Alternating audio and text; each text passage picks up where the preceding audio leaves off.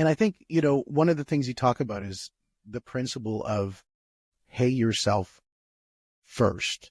Yes.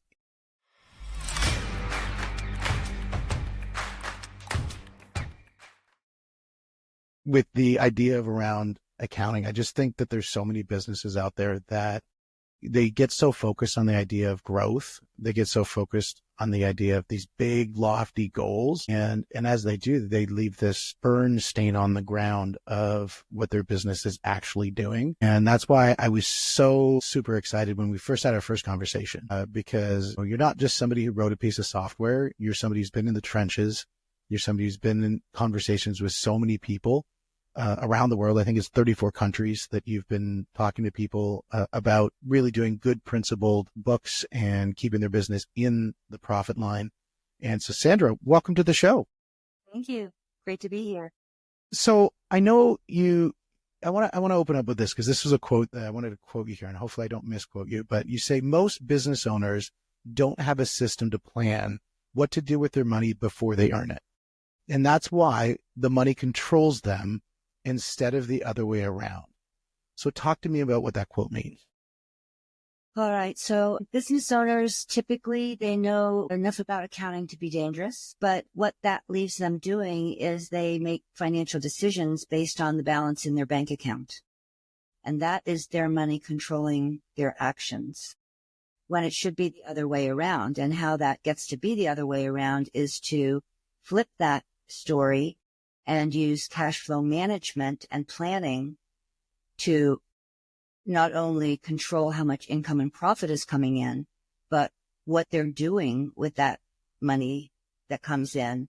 And once they execute that plan, which is in the best interest of their business, that's what gets recorded in the accounting system. So you completely flip the narrative to the business owner being in financial control. So when we look at the plumber, say, for example, who's they've got a couple different trucks out there and, they're sending out invoices and they're paying people. What you're saying is a lot of people, what they'll do is they'll say, okay, I log into my, Bank of America or whatever else that I'm banking. I see that there's 50 grand. Okay, I can go out and buy a bunch of tools. I'm good. And you're saying that's a bad idea and that's what most people are doing. Is that what you're saying? That's what I'm saying. That's exactly how they operate. Wow. And so the pivot on that is saying, okay, that's great that you have 50K. It's not a minus 50K, so it's better off than that. But the idea is the mechanism is rather than looking at that, looking at a different model. So let's walk through a little bit of what that model would look like at a very high level. All right. So there's two focuses. There's cash flow management, which is managing the income and the profits as it comes in. And then there's planning. So you're managing the bills that you have to pay today, the debt that you have to pay off, but you're planning for the future. And just like the example that you used of the plumber, if he needs $1,000 worth of a truck and tools and that type of thing, he shouldn't just look at his bank account and say, oh, I think I'm good because I've got 50. I'm going to go out and spend this money right now, when that money maybe has already been spent. He should plan for that. When am I going to need the tools? When am I going to need the truck? How many weeks is that? What's it going to cost? And how many dollars should I set aside each week? So when I do need that, I've got the cash to pay for it. So this is running very much like what we would call a condo or a strata, or, I don't know what are some other names for it, but when you look at a condo board, which is in a real estate world, they're the organization that looks after the property in which people live. You pay a maintenance fee and they do the lawns. They look after maybe some of the common element roofs and that sort of thing. And what they do is they do what's called a reserve fund study. In other words, they look at the paving and say, well, how long do we think this is going to last based on, how it looks and whatever. And they go through all the different items with an engineer report and say, okay, well, based on this, we know the roof needs to be fixed in 3 years. We know that the driveway needs to be done in the next 2. So therefore, we need, in the next 5 years, $500,000. Exactly. And so if we need $500,000 in the next 3 years, then that means we need to start paying for it now, so that when it comes up as an issue, we have that money in the bank. Is that similar to what you're looking at? Yes, but it's even broader than that in cash flow management for a company. You're talking about, emergency things that could come up that have never been planned for. But there's also planning for business expansion. And there's planning for the business owner's retirement, which they never bother to look at when they first start the business. All they're interested in is making the money, but they never set any aside for themselves for the future. But Yeah, I yeah, think that's in the DNA of the entrepreneur. It's always that the future is always going to be more bright than today. And so the money will come tomorrow. And so we don't have to think about it. And what you're saying is, no, you do need to think about it today, because every day that it goes forward, there's compound value in doing it now versus in the future. yes, because they can make that bright future. They're talking about it almost as if they're waiting for it to happen to them rather than them creating it. They have to create the future. And the way that they do that is they decide how they're going to allocate that cash that comes in from their business to create that future. So in their cash flow planning, what they're doing is they're setting aside, as you say, there's the line item for emergencies, there's a line item for just daily expenses, there's a line item for expansion, and then there's a line item for profit, and you're putting that all in. And so then you look at that 50 grand in the bank account and say, well, proportionally, how much goes to each? Yeah. Yeah. Okay, that makes sense. And then now let's talk a little bit about the break-even point, because what's going to happen is they're going to look at that and go, well, there's 50 grand in the bank account, but I've got $75,000 worth of things that I need to allocate. How do I handle this? Okay. So the first thing that a business owner needs to know, there's one number that's the most important number that every business needs to know. And that's how much does it cost me to run my business each week? And in addition, set aside money in what I fondly call those buckets of cash that we've been talking about, the emergencies, the expansion, the retirement. What is that total nut going to cost me? And then we divide it down to a weekly basis so the number stays confrontable. And that's the number that they have to bring in every week to do better than break even. Now, obviously, when they're looking at that, that means they can handle that in a couple different ways. The first thing that people do, obviously, as the entrepreneur spirit, is I'm just going to go out and get more sales. And I know you've been quoted saying that's not necessarily the only way to solve this problem. And so let's talk a little bit about the other strategies. So one of my trademarked sayings that I use all the time, because I coach by it, I live by it, is it's not only how much money you make, it's what you do with it that determines your financial condition. So there are businesses out there who are making a moderate amount of income. They're very solvent. They're very frugal. They're doing very well. And they are able to set aside little bits for all of those buckets of cash, plus keep their debt down. And then there are businesses who make scads of money, are deeply in debt. The business owner is stressed all the time, can't sleep well at night because they're constantly broke. So that's the part of what is it that you are doing with it? And that goes back to creating that bright future. You can create it by how you allocate that money to the best interest of your company and its future, rather than just bringing out the checkbook and writing money to make your suppliers wealthy, paying bills. Yeah, and I think that was one thing that you said earlier on, was that there's many times where people wake up in the middle of the night and they wonder why they're getting up at 6 o'clock in the morning to go to that cold shop to scrape off all the vans and send out the guys and go buy the materials and do all that stuff, because they feel like they're making everybody else wealthy and they're paying everybody, but they're not paying themselves. Right. And that's a terrible mindset to be in, because if they stay in that mindset too long, they're going to get burned out. They're going to let the business go bankrupt. And then, they're going to regret having started that business when in fact they had a great chance of making that business a great business and making all of the money that they need for the future. They just needed a bit of a different viewpoint about money. It's as simple as that. It's a viewpoint about money. Yeah, totally. Now, not every business owner is going to make always the right decision. And we've seen business owners time and time again where they invest maybe in a marketing endeavor that doesn't pay out. They hire an employee that does something dubious in the business, and it puts them in a state of liability. Whereas when we talk about break even just getting close to break even would make them feel good. In those situations where, they can't save themselves to success, how can they roadmap to actually get to becoming a great business? Well, if they're doing a budget for the business, and I know a lot of people cringe when they hear the word budget because they think something that is going to deny themselves anything fun. And what I tell them is, look, if you need to stop at Starbucks every morning and pay $9 for your latte because that's what gets you through the day, that's fine. Just put it in the budget so you know you have to pay for that. Budgeting there's 4 purposes to a budget, but the most important one is it gives you that, what we call that income planning target, that number you have to make to do better than break even. Mm-hmm. And that includes filling those buckets of cash. Excuse me, but the budget also tells you when you need to raise your prices. It tells you what you have to do in order to expand your business without going into debt. It does a lot of wonderful things. And so if you're never sitting down and really working with a budget, that's the planning. I'm planning out exactly what my company needs to do with money to create that future, that bright future that I've opened my business to achieve. So I think that's where it's, what is it? The ounce of preparation is worth a pound of cure. Yes. And so going through the idea of you've got to do the work up front. And if you're not doing the work up front, you'll never really truly be happy with what the outcome looks like.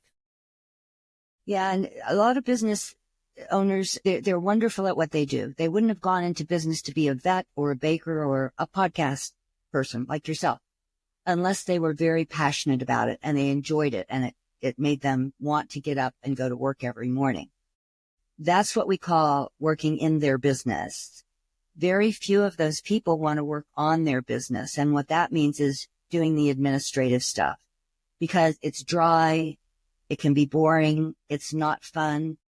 But I got to tell you, when you're operating on cash flow management and you understand that you are in control and you can make your company and yourself as successful and wealthy as you want by just doing a few simple things, that becomes fun too.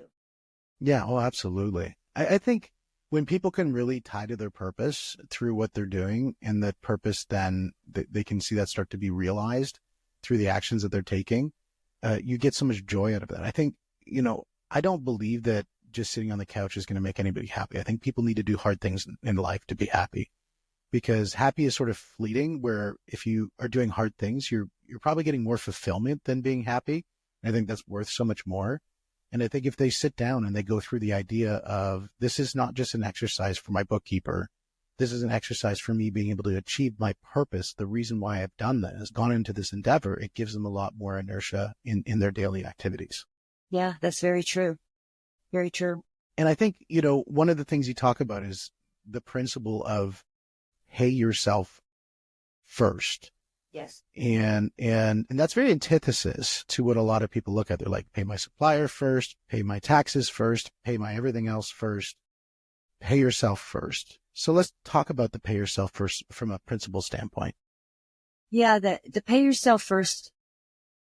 The first thing that it does is it keeps you in the mindset of why you opened that business to begin with. You opened that business because you wanted your income to be unlimited. You didn't want any income ceilings hanging over your head. You wanted to make as much money as you wanted to make. And that's key. How much did you want to make? How much would you be happy making? And then when you allocate, if you're doing the cash flow management system like you should, when you get in the income and it's time to allocate that income to the different things that you have to pay, I can tell you that your supplier's bills come last. What comes first is the money that's already been promised out. And a typical example of that is, you've made arrangements with your utility company to draft your bank account when the bill is due, so you don't have to think about it. All right. So that money's already been promised out. So the week that bill hits, that money's already been spent. You can't spend that. All right. So those or somebody's going to ask for a refund, or you accept credit cards and you have to plan on your merchant fees being drafted at the first of the month by Visa and MasterCard and Amex and all that stuff. So there's money that comes in that doesn't belong to you from the get-go because it's already promised out. After that, you pay payroll, which should be you. You pay for promotion, which should make your company more money. And then you put money in those 4 buckets of cash that we talked about. And then we pay some debt, if you have debt. And finally, we pay bills. And that's how the sequence should go. So what if there's not enough in the end to pay the bills? What happens? What do you cut? Yeah, it's a balancing act between how much you put where. Payroll is payroll. Promotion is negotiable. You can decide to use a less expensive media vehicle and maybe change the offer up a little bit to get more bang for your buck. Instead of doing radio, you're going to try Valpak for a couple of months to get your costs down. So there's that negotiation you have with yourself. And then within the buckets of cash, we do it by percentage, and we have a recommended percentage for each bucket, but that's not set in stone. If you don't have the money to pay a bill and your supplier's screaming, of course you have to pay that supplier. So you go in, and instead of, 2.5% or 5% into one of the buckets, you say, okay, I need to cut that back to 1% this month because I have to pay this bill. So it's all a balancing act. It's like a dance. At the end of the week, it's a dance with your money. Yeah. And sometimes you're going to step on toes because you're just learning how to dance. Right. But when have we not done that? Very few times, never. But yeah, I think you're absolutely true. Every business owner, I think you're never truly in business until you run into some of those walls. And I mean, I work with a guy, Grant Cardone, and Grant Cardone talked about how I think it was 2014, he ran into something called technical default with all of his mortgages, where the values of the properties got assessed as they normally do in commercial. And because they got assessed lower because of the change in the economy, I mean, he was paying his bills every month, but because they got assessed lower, the bank now is asking for him to pay down the mortgage in a rapid way. And to the tune of like hundreds of millions, I think it was some ridiculous number. Wow. And he had to figure out how to solve that immediately. And so he was able to pivot. And I mean, look at him now. He's done some absolutely amazing things for growth in his business. And so I think every business owner is going to go through these hurdles at some point. It's going to come in some way. And when does a business owner need to say enough is enough? And where they make that adjustment. Okay, I'm going to do 1% this month. Next month, I'm going to do 0.5%. And the next month, I don't have anything for this one. And then the next month, they're like, I still need to pay my bills. So therefore I'm going to dip into that bucket. And you've probably seen this downward cycle that business owners have gone through. How do you put the plug in that and say to stop that mindset? You have to bring them back to center on income, profits, and what are they doing with promotion? Because if they're not making enough money, or if the income is going down, the first thing I look at is promotion. What are you doing with promotion? Because they'll cut back on that and not tell you about it. Yeah. Oh, yeah, I'm promoting. Well, how are you doing that? Oh, I go down to the bar and talk to the guys about my business. Yeah, that's right. That's promotion. Beers on me, fellas. I've heard. Yeah. You just have to bring them back to center and refocus them on what's the purpose of your business? What are you supposed to be doing? You're supposed to be concentrating on sales, profits, and promoting your business, talking to people about your business. Sometimes you can find mistakes that they've made inadvertently because their suppliers raised prices and the business owner didn't get the memo, so he hasn't passed that on to the consumer. And let that happen too many times, and the profit gets eaten into really quickly. And then that's when they get into a situation where they don't have enough to pay the bills, and now they start cutting into those savings, and it's that downward spiral. Just refocusing on what they're supposed to be doing. Yeah, and I think that, to me, I think that's one of the number one thing that we see, especially when, a business is really suffering. They try to, again, save themselves into success. Yes. And that's never going to work. You've got to look at that. Well, that top line, they say revenue is vanity. Revenue is also the fuel for all those. There's one line of revenue, and then there's 50 lines below there. And that one line needs to support every other line. So if you don't have anything happening but that top line, that's the first thing to fix, is how much money is coming in the door. Because if that's declining, everything else doesn't matter. You got to focus up there and figure out how you're going to get that back up again. And yeah, you could cut that, one car lease or, You could maybe shrink your office space or whatever else is there to make some small little bit of changes. But the real impact is hitting up there, especially with the caveat that you have a cash flow formula. Right. And, doing those things that you were describing, like cutting back, smaller office, all of that, it's almost like you start giving yourself permission to not make but that amount of money, which is a very dangerous place to be. And what I find is in talking to business owners, a lot of times they started off in business to do X, Y, and Z. That was the passion. Okay. And when the money started slowing down and they started feeling the stress to quite a degree, they went out and to XYZ, they found 3 shiny bubbles called A, B, and C, and they stuck those in as new products and services. And it did nothing but disperse their effort. Now they've taken their focus on what their passion was, and they put their energy and focus over on these shiny objects over here. So I've done what I call the income planning drill. And I talk to a business owner. I say, okay, tell me what your products and services are and tell me on a scale of 1 to 5, take each line item. Is it profitable? Is there high customer demand? And is it easy to deliver? And you rank each of those line items from 1 to 5 on those 3 things: profitability, ease of delivery, customer demand. Do they even want it? And the minute that you do that, you start seeing that the 3 things or the 2 things that you should be focusing your efforts on are pretty much originally why you went into business to begin with. It makes me think of Home Depot when they look at their shelf space, and every shelf is really they're just leasing out that space to a product. And they probably do that. I mean, I've never worked at Home Depot, so I'm just alluding here, but they probably look at each of those different bays that they have and say, okay, well, we've got, this amount of whatever product in this bay. How is it? Number one, is there demand for it?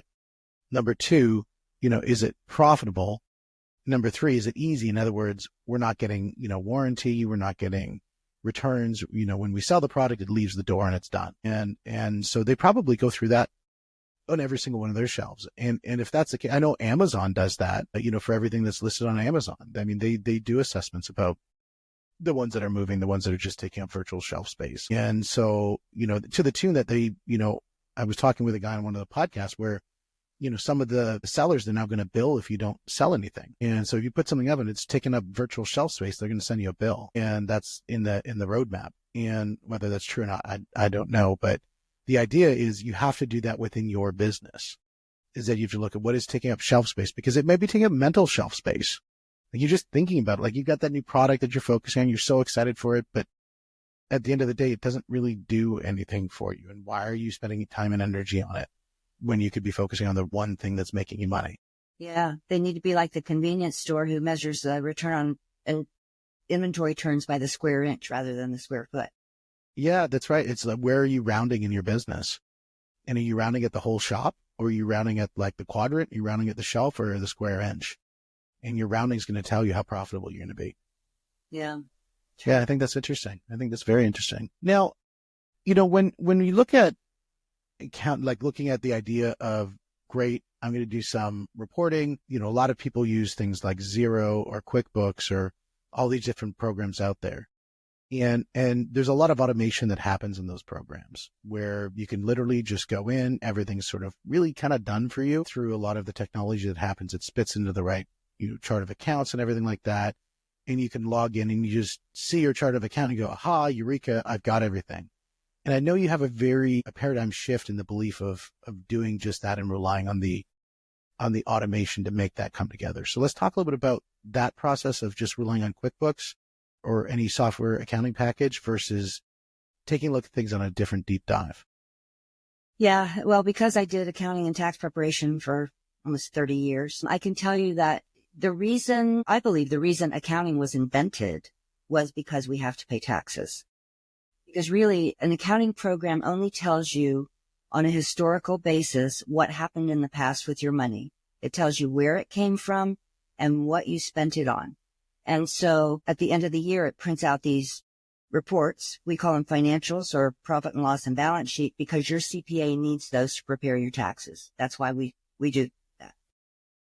But your accounting program, what it can't do is it can't give you a roadmap or any guideposts on how to do better in the future. It can tell you whether you made money, lost money, or just flat broke even. So making financial decisions about your business based on, I call it, what's in your bank account, your accounting system can tell you that, is very dangerous because you could have lost money or just broken even, and you could think that you're doing okay because you've still got that 50,000 in the bank. Yep. And you could make a bad decision like going out and buying all those tools. And then later on, it's a big oops. Whereas cash flow management is planning for today and looking down the road into the future and deciding, how that money is going to be spent. It's a completely different animal. And the business owner has to be involved 100% in making those decisions on how that money is going to be allocated because they know what their vision is for that bright future. And if they're not going to put money away for their retirement or for emergencies, nobody else will either. And your accountant sure isn't going to do it for you because they're just crunching numbers. Well, I think that's maybe what makes the situation so tense is that the accountant is looking into the past tense, the sales team is looking to the future tense, and then the business owner needs to reconcile both of those. Yes. And so that ability to be able to reconcile that is really where this cash flow planning really comes into play, Right. is through having that system and that model to be able to forecast what the business is going to do and then interpret that into what needs to happen from an operational standpoint so that you really have a good effective budget to move forward. Yeah. Yeah. And the buckets of cash that I talk about all the time, you have to look at that as your parachute. Mm-hmm. And everybody knows that you should never fly without a parachute. Yeah. You just shouldn't. Let me correct that. Do we fly without a parachute? Because when we're on Delta Airlines, I think we actually are flying without a parachute. Well, yes, that's true. That's true. We got the little mask that drops down. The business owner. Yeah, that's right. The pilot maybe is the one who's got the parachute. Yeah. When we're piloting our business, we should do it without that parachute. Yeah, I think so. I think, and I've run the business where it's been razor thin, and I've run the business where it's been flush.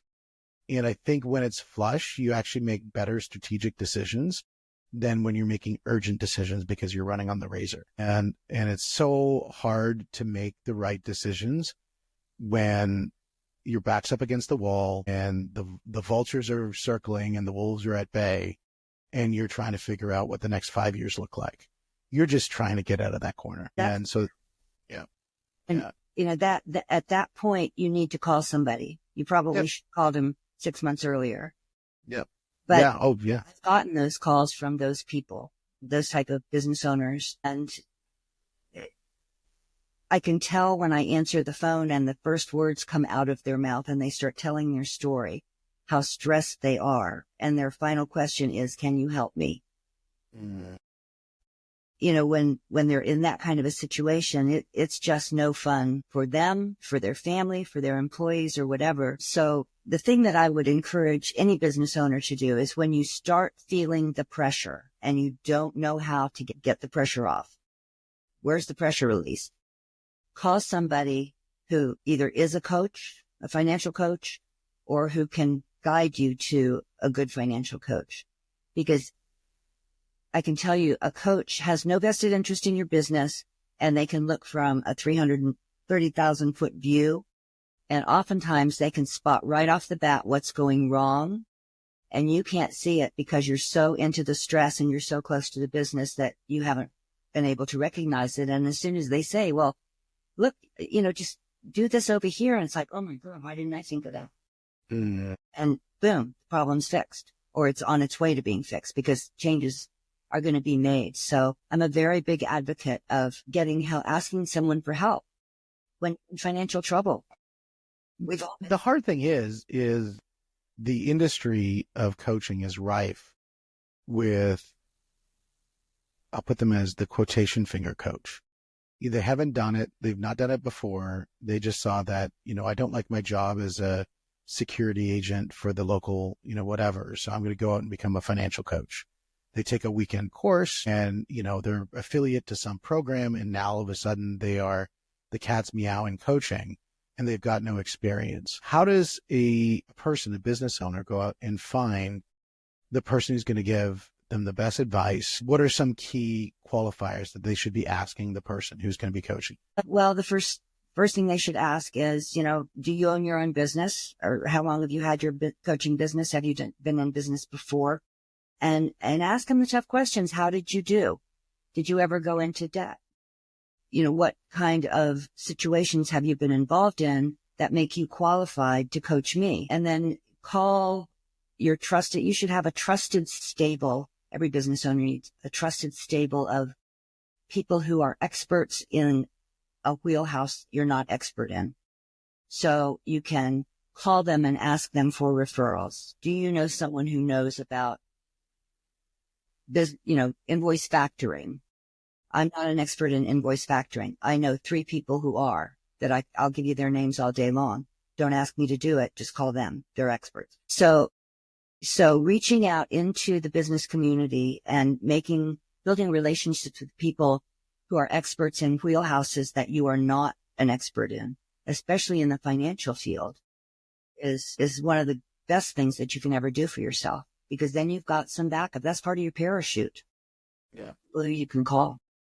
Well, I think this saying is, show me the 5 closest people to you and I'll show you your future. And I think that's very true when you're running a business, that if your stable of the people that are around you is giving you bad advice, generally speaking, where you land is not going to be where you want to be. And if you're looking to get to be somebody that's different than who you are today, you might need to surround yourself with different people, and you've got to make some hard choices. And some of those people are not going to come along for the ride. They're not going to enjoy the person you're going to become. And that's okay. And you give yourself permission to break those relationships and find new ones that are going to support the journey of where you want to get to. Because being somebody where you are today doesn't necessarily mean you're going to get to where you're going tomorrow. Yeah. That's why I love podcasting. I mean, with podcasting, I build this huge network of people that every day I'm assessing, do I want to bring this person into my sphere? Do I want to bring this person into my ecosystem? And I've made such wonderful relationships out of podcasting because it allows me to really connect with people on a one-to-one basis, as well as when I hear from people in the audience, they reach out to me, they'll come to one of our events or whatever. They said, I really loved when you talked about this. And so, I'm connecting with people and they come up, and the way that they resonate with that is the way they resonate with me. And then we build a relationship. And it's such a beautiful, beautiful stuff to do. I love it. Yeah. It's got to be fun. It is. It is so much fun. It is so much fun. But, I think what's even more fun, is helping people get through their journey. And podcasting, we do it in a one-to-many way. In podcasting, we also do it in a one-to-one way in the way that we communicate with our guests. So we build relationships. But I think for you used to do it in a one-to-one way. I don't know if you still do, but you used to do it in a one-to-one way. But you build out really a system and model that people can use, which is on the website, which is the cashflowmojosoftware.com. And I know that gives people at least a framework that they can use, that they can have access to 24/7. And it really gives them that ability to be able to start the process and look at and start to get into the thought process around. Talk a little bit about that without getting into too much detail, but really kind of package around what that is. Yeah. Just from my experience, I developed my cash flow management system a long time ago, and I had checklists and notes and all kinds of stuff. And I was sitting shoulder to shoulder with a business owner working with their numbers at their desk. And one of the things I was doing was testing my system to see if it really worked. And because it was so simple, but it turned out to be incredibly powerful. And because it's simple is one of the reasons it's very powerful. But I pretty much hit my ceiling in terms of hours in a day and how many people I could help. And I wanted business owners to learn cash flow management because I knew that was the missing secret sauce in the financial world that they were missing. Nobody was out there teaching that. But I couldn't teach any more people. Thought I knew what I was doing. I can tell you right now I didn't. But I decided to make my system into a software program and put all the training inside so they didn't need me. They could learn to do it all by themselves, and they didn't need me unless they got in big trouble. And fortunately, I found people to help me do that because I knew nothing about developing software. But it is such a simple system that any business owner, regardless of what industry they're in or how big or small they are, they just follow the system as the windows are set up and the allocation form. Next, you need to decide how much money you're going to allocate to this, and then to this, and then to this, and you just follow it down. And it pretty much automates the system for you. It tells you what to do. You just have to make the decision how much and when. And I think, that right there really sums up what I think is the biggest challenge within businesses is the idea of taking the right actions and actually just really starting to do the work. And I think most businesses really, they thrive or they fail on the idea of doing the work. And the work of budgeting for your business needs to be done. And if you don't do that, what's going to happen is you're just kind of flying by the seat of your pants, and you're working on a hope. And hope is certainly not a strategy. And I think having a rock solid plan, rock solid forecast, a rock solid budget to be able to say, I know where I'm going and I know where I'm spending my money, so that at the end of the day, all this work that I'm doing, these late nights, these weekends that I work, and, all the struggles you go through, the lawsuits, the everything, the employee disgruntled, situations, all are worth it in the end, because at the end of the day, there's profit in the business for you, for the people you care about, and for all the issues and things that you care about, because it really is truly, money is not about money itself. It's about the impact that it makes. And Yes. having that money at the end to create the impact and the things that matter to you is the reason why you got into business. Yes. And truly the small businesses, they are the backbone of our economy. And if too many of them go under, our communities go under, and our counties go under, and our states go under, the ripple effect is catastrophic, starting from a central point, because it goes out through your employees to their families, to the people that they buy from. And it's just not a pretty picture. Yeah. So if they can just see their way to spend the time each week to work on their business rather than in their business, and take control of that cash and allocate it like it should be allocated, they're golden. Yep. And it gives them a mission around when they're out on a sales call, they know the importance of that sales call. When they're, writing that quote and they're just flipping it out by email rather than calling the client and really going through every reason why this is an important decision to make that day, they know why they're doing it. And it's not to pay them, it's not to pay their vendors. It's not to pay for the rent or to pay the taxes. It's because there's profit in the end. Yeah. I love it. Sandra, it's been an amazing conversation. And from the very first time that we met, I loved chatting with you. I think the last time we went way longer than I had anticipated on our conversation, and I loved it. I bought your software, and I think it's such an important thing for people to use as a tool and mechanism. So guys, go to cashflowmojosoftware.com, check it out. And even if that's too much of a step for you, I know you've got a couple little tool sets that people can download off the website so that they can get to know you a little bit better before, making a commitment to their budget to putting that into their, into the ecosystem of their business. So Sandra, definitely a pleasure. And guys, this is the mindset. This is the mentoring podcast. We'll see you on the next one.